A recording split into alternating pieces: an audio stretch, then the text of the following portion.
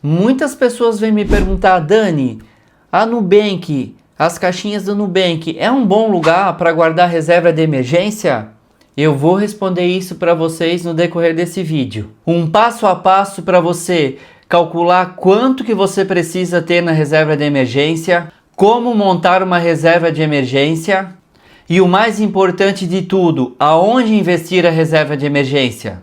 Eu sou Dani Cunha, esse é o canal Reinveste e no final desse vídeo você vai saber tudo sobre a reserva de emergência e vai estar preparado para em 2025 tomar as melhores decisões. Primeiro, é importante trazer para vocês o quanto que é importante a gente ter uma reserva de emergência. Como o nome mesmo fala, é para aqueles momentos de emergência. Então, você tendo uma reserva de emergência, você vai ter tranquilidade para poder dormir melhor, para poder tomar melhores decisões, porque eventualmente, quando acontecer uma emergência na sua vida, você vai ter os recursos disponíveis te dando uma tranquilidade. Então vamos lá no passo a passo para você montar a sua reserva de emergência. A primeira coisa que você precisa definir é calcular os seus gastos mensais. Sim, Dani, mas calcular os gastos mensais, uma coisa tão simples? Sim, é simples, mas porém a maioria das pessoas não tem controle nenhum sobre os seus gastos mensais. Depois que você tiver de posse dos seus gastos mensais, você vai refletir e analisar quantos meses você gostaria de ter de reserva de emergência que vai te deixar mais tranquilo. Em relação à quantidade de meses que você precisa ter na reserva de emergência, não existe um consenso. Existem alguns consultores que falam que você deveria ter pelo menos 3 meses, outros falam 6 meses, outros já falam 12 meses. Enfim, não existe um consenso em relação a isso.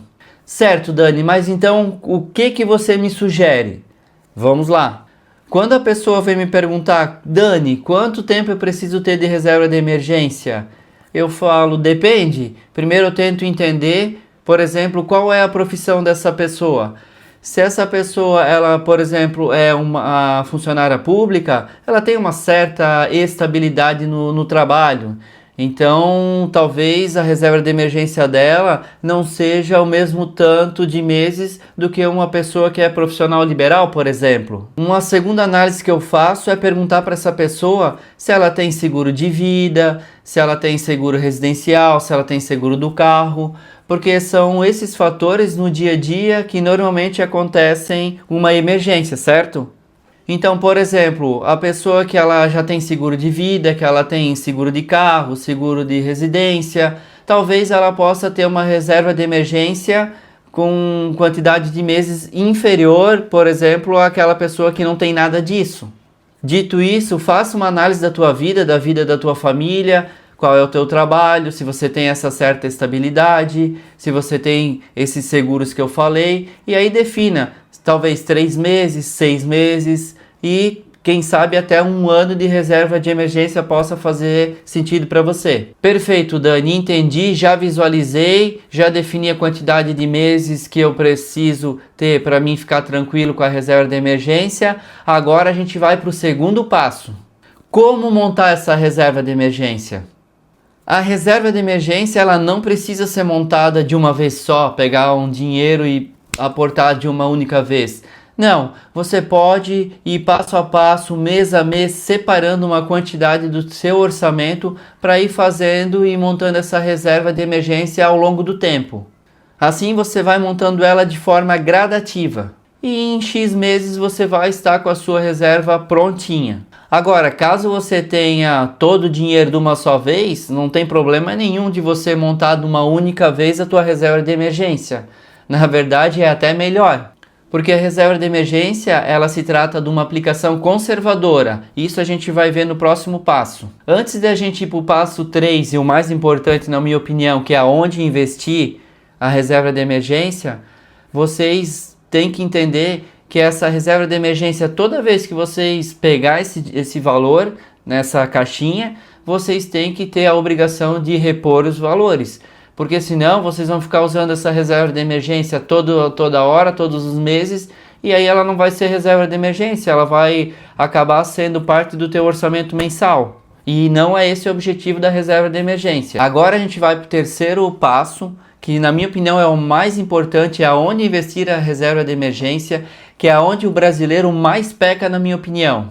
A gente precisa entender que essa reserva de emergência ela precisa ser aplicada primeiro, aonde eu tenho a disponibilidade dos recursos imediatamente, de preferência D+0, que é se eu solicito o resgate hoje, eu tenho o dinheiro disponível no mesmo dia. Segundo, esse dinheiro precisa estar numa aplicação segura, ou seja, que não sofre oscilações, principalmente de desvalorização de patrimônio no curto prazo. Portanto, a rentabilidade não é a coisa mais importante nesta modalidade de aplicação. Lembre-se, a coisa mais importante é que não tenha oscilação, sempre tenha rendimento mais para cima e que você tenha disponibilidade imediata desse recurso.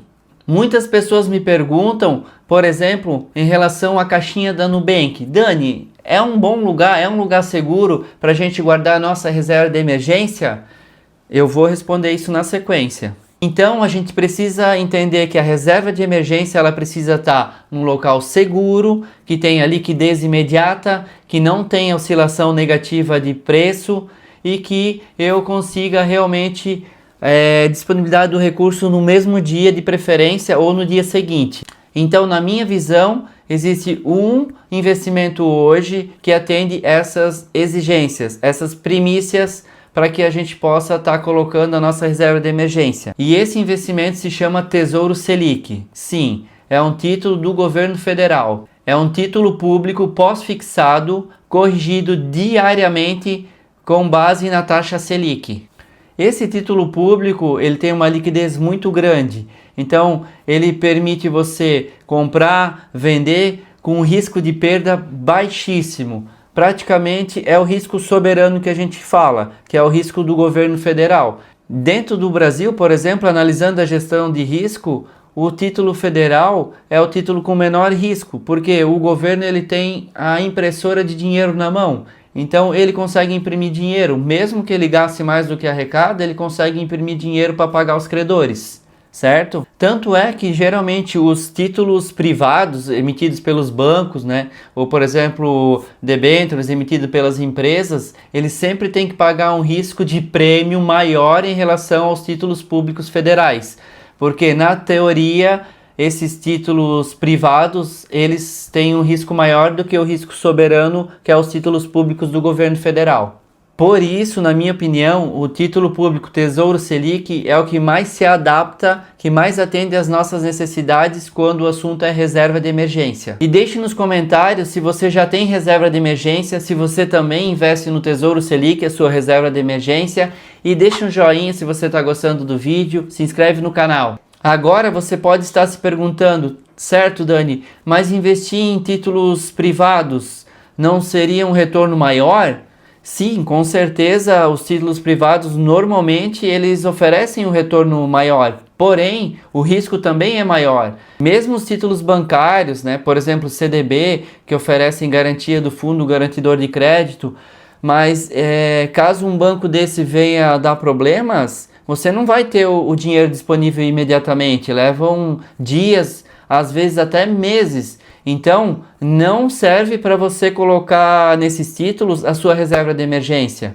Lembre-se, nós falamos que a reserva de emergência ela precisa ter segurança e liquidez imediata. E a questão da rentabilidade é o terceiro passo. A rentabilidade não é a coisa mais importante para você colocar a sua reserva de emergência. Certo, Dani, entendi até agora. Mas e a caderneta de poupança, que o brasileiro adora investir? Ainda temos mais de R$1 trilhão investido na caderneta de poupança.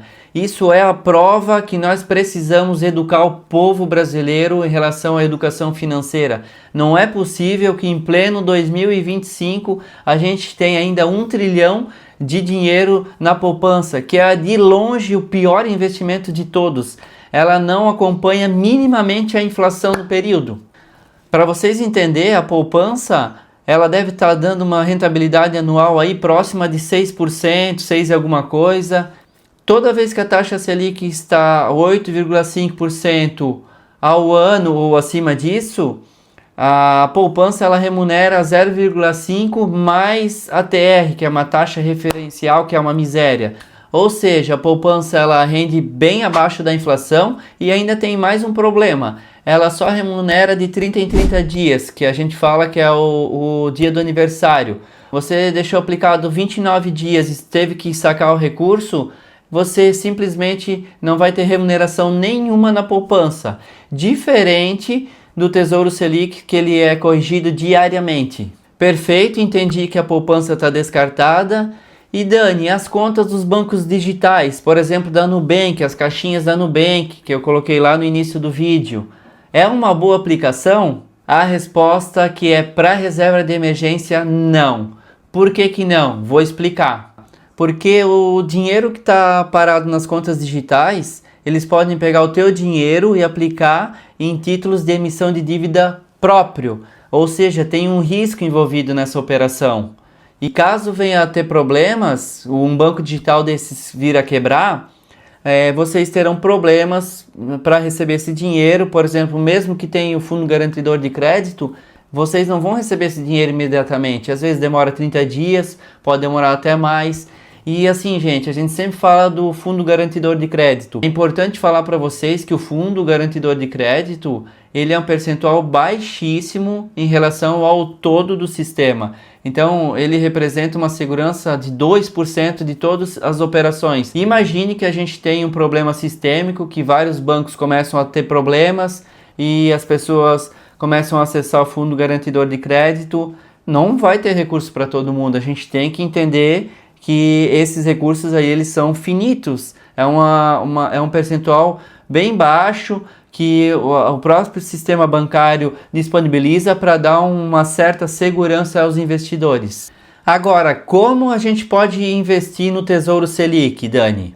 Vou explicar para vocês. A forma que eu gosto de utilizar é através das corretoras. Então, por exemplo, eu uso a XP, mas tem o BTG, tem várias corretoras. Não tem custo para você comprar dentro das plataformas das corretoras, desde que você encontre no menu Tesouro Direto. Então, acesse a plataforma, ache Tesouro Direto, clique lá e você não vai ter custo. A corretora não vai cobrar você para fazer essa operação dentro da plataforma dela. Então, o custo envolvido na operação é só de custódia mesmo do título federal, que a própria B3 faz essa custódia, e é 0,20% ao ano, porém tem uma isenção até R$10.000 ao ano, você não paga essa taxa de custódia. Ou seja, quando a tua reserva de emergência passar de R$10.000, você vai ter uma taxa anual ali de 0,20%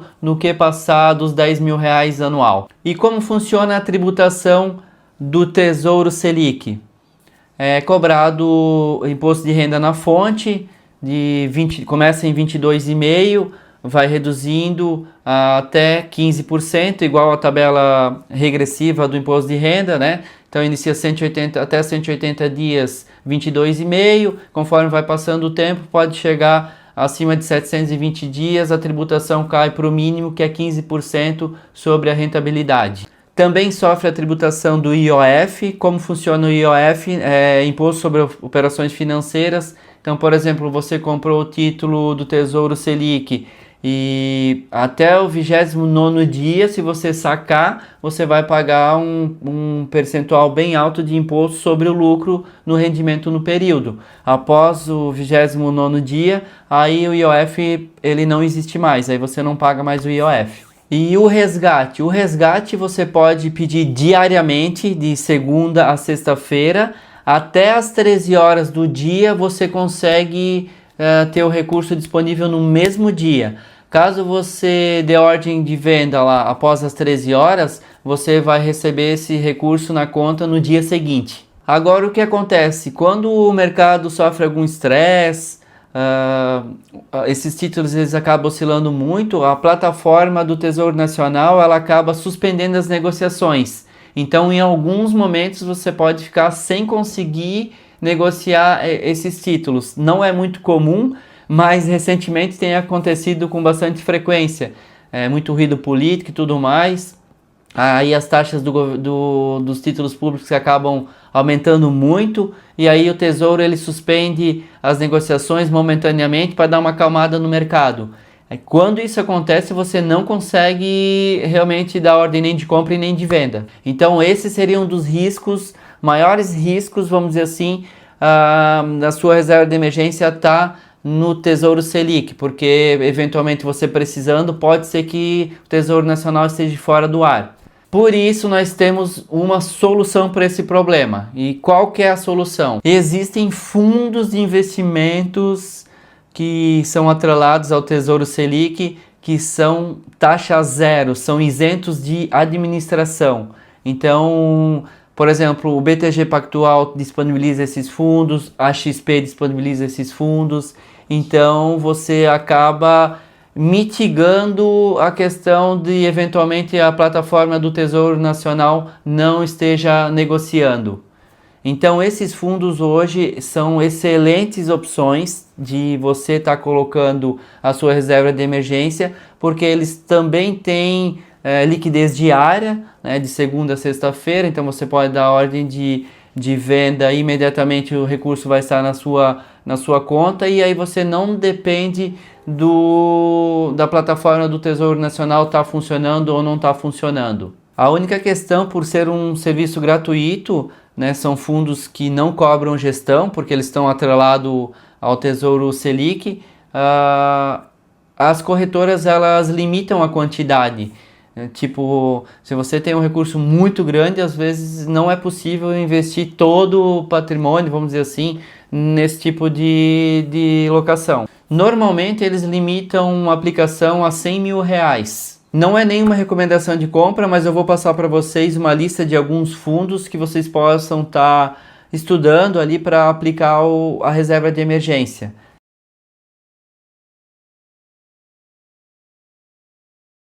Então era isso, gente. Esse vídeo foi bem prático. Agora mãos à obra.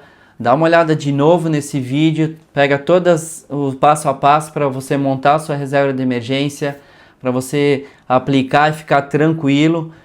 Agora que você já sabe montar a sua reserva de emergência, já sabe onde aplicar e quiser dar um próximo passo rumo à sua liberdade financeira, eu sou o Dani Cunha, eu sou consultor de investimentos, certificado pela Anbima, autorizado pela CVM. Terei o maior prazer em te ajudar, montar uma carteira, um portfólio para o longo prazo, para que você consiga atingir os seus resultados financeiros. Se você gostou desse vídeo, deixa um joinha, se inscreve no canal e até o próximo vídeo.